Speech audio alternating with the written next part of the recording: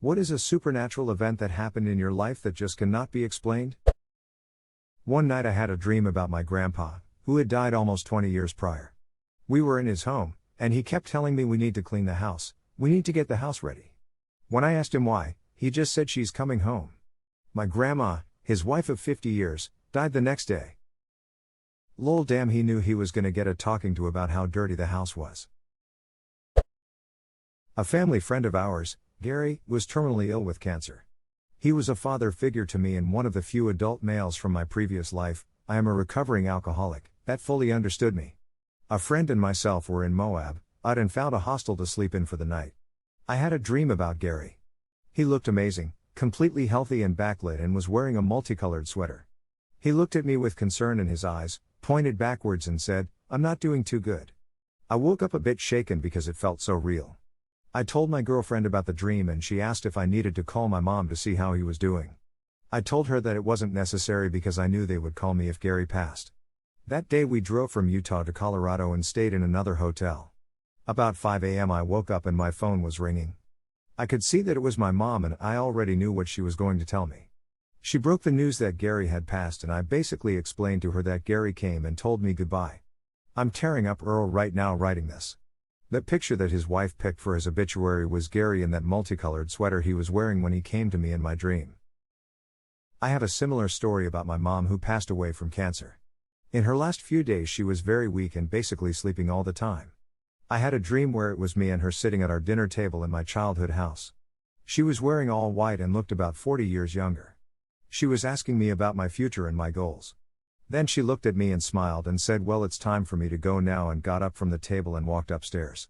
I woke up crying because it all seemed so real and I knew that what she said was significant. She passed away the next morning in her sleep. Wow, I had a dream like that about my mom. All white dress, she hardly wore dresses, much younger than when she passed, and had this glowing aura around her.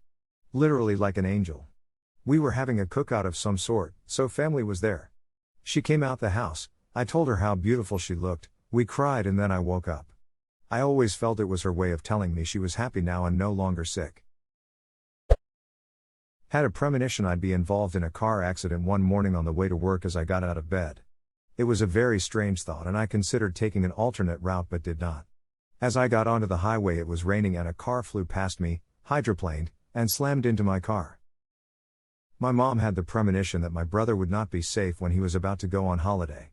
They were going to drive to Italy in his GFS car, what I can only describe as a yellow cookie jar with wheels underneath. She kept freaking out for a week, and the day before they left, she bought a second-hand VW Golf, not a big car, but way less tinfoil and with a decent cage construction, you know, German Grundlichkeit, and send them on their way.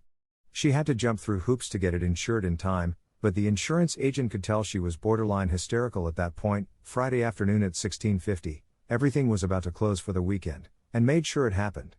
They took the car on Saturday morning and went on their way. Telephone rang 10 hours later. They got pancaked in a traffic jam in Switzerland. Car was totaled but they didn't have a scratch. She felt bad for informing insurance next Monday about what happened, really she wanted to let it slide and take the financial loss. You can ask for too much, you know? But as it wasn't my brother's fault, it got dealt with anyway.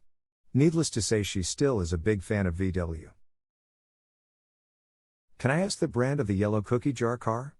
I like to give nicknames to my car, and the current one is Butterbox, which is pretty similar to the one you mentioned before. It was a bright yellow two-door Renault Twingo, and I'm not making this up, the United Colors of Benetton edition. Working as night security for a small office at a sanitation plant. Building was a single entrance and you had to check in at the security station to get in or out. A worker shows up and checks in saying he needs to take care of a few things and grab some stuff. So I check in as it and flip a few lights for him, then go back about my business. Fast forward a few hours and my shift is about to end, I still haven't seen the guy come back. So I go patrol the building to find him and literally can't find him anywhere. He's not in any of the areas I turned lights on for him, no other lights are on, and he's not in any other rooms. I stop by security to see if we just missed each other and he's trying to leave, but nobody is there. I do a second patrol and still no signs. At this point I went to check cameras to see where he went, but he's not on a single camera except the one covering the entrance and security station. He turns down a hallway and never shows up on the next camera down said hall. At this point I logged it as an incident, and GTFO right as the relief shift showed up. Next day my boss calls me and says that worker had been on vacation out of state for several days, and wouldn't return for several more. Nobody could offer any explanation to what happened.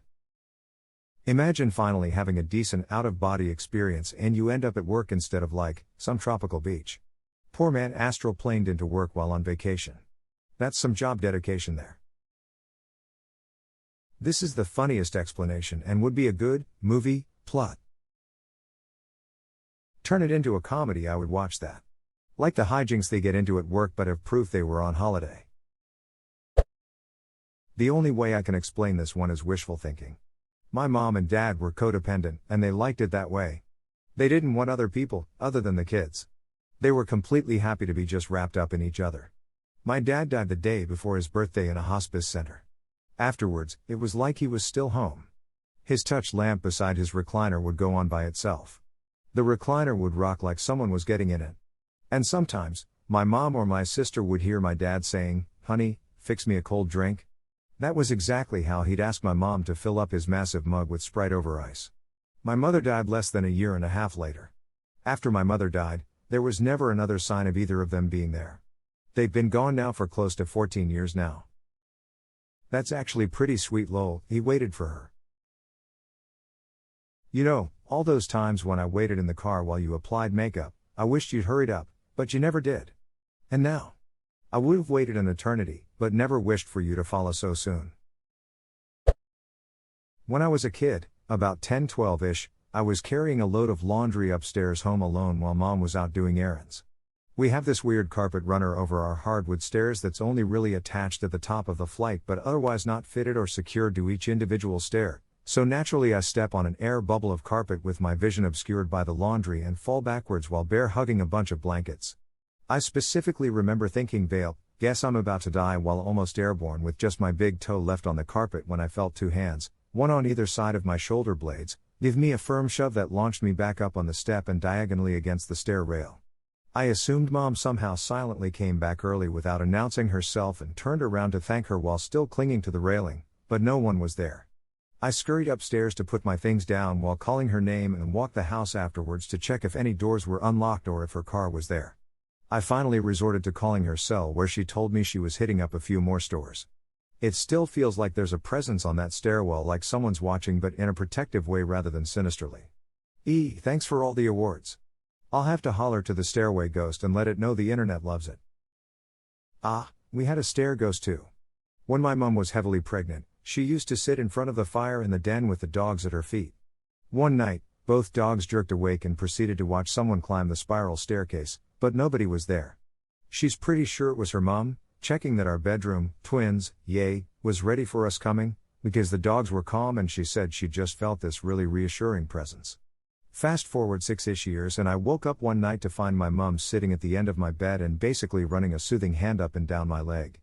Said to her the next day that it was really nice, or something along those lines. I was young, and she was absolutely terrified because she didn't come into our room.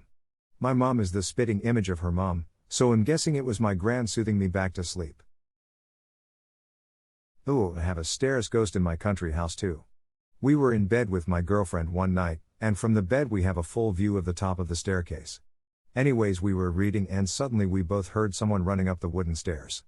We looked and there was nobody, and we were home alone. I searched the house, it's very small anyway, and it was empty and all doors and windows were locked. The bed is like 5 feet from the stairs, so it's not like we could really confuse anything with the sound of someone running up the stairs anyway. I'm the most Cartesian person I know, so you better believe I have been looking for an explanation for years. I still don't have one. We were in bed with my girlfriend one night. That's a threesome bed ghost, not a stairs ghost.